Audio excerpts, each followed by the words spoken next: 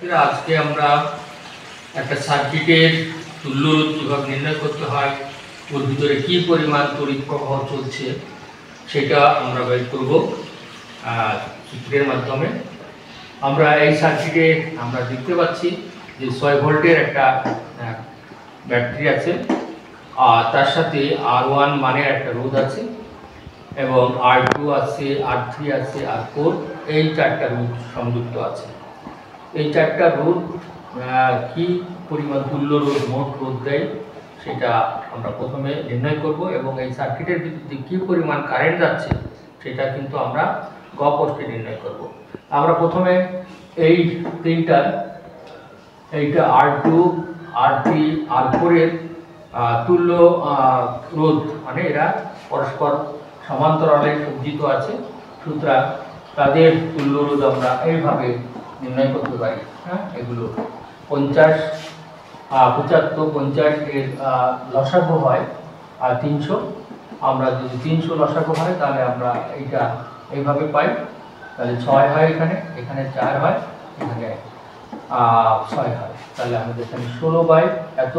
তাহলে আর কি হলো, এখানকার এইটুকু রোধ, আমরা এইটুকু রোধকে কত আছে 18.75 এত ওহম।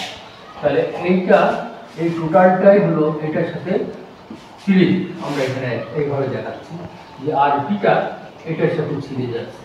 তাহলে আমাদের তুল্য রোধ কত হবে, এই R1 এর সাথে এইগুলো আরপি যোগ করে 118.75 এত ওহম তুল্য রোধ হলো। আমরা তাও বলেছি যে মোট তড়িৎ প্রবাহ কত।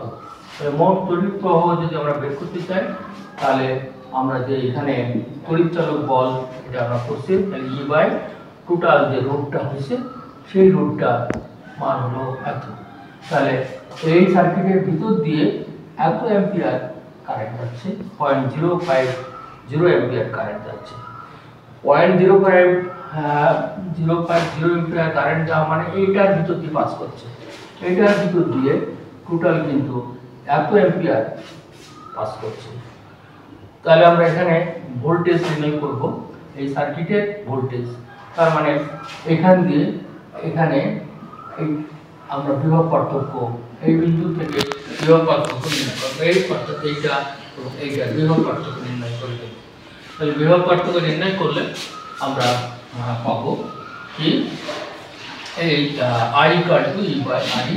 তাহলে এটা হলো কারেন্ট গেল, এই বিভব পার্থক্য যদি আমরা নির্ণয় করি তাহলে I আমরা ওহমের সূত্র V/RT, তাহলে V = IRT। তাহলে আমরা এখান থেকে ভোল্টেজ পাচ্ছি, এই সার্কিটের ভোল্টেজ পাচ্ছি। তাহলে আমরা R2 সমান বলবো যে voltage by R2, voltage by, তাহলে এটার ভিতরে কি পরিমাণ কারেন্ট যাচ্ছে এত। হ্যাঁ, এটার ভিতর দিয়ে কি পরিমাণ কারেন্ট যাচ্ছে R3, সেটাও আমরা রোধ, আর এখানে ভোল্টেজটা এটা, আর এটার ভিতর দিয়ে কারেন্ট যাচ্ছে। আমরা এই R2, R3 এবং R4 এর মোট কারেন্টটা যদি যোগ করি তাহলে এটার ভিতর দিয়ে যে পরিমাণ কারেন্ট যাচ্ছে তার সমান হচ্ছে। আমরা ম্যাথমেটিক্যালি কিন্তু সেটা দেখালাম। Thank you very much.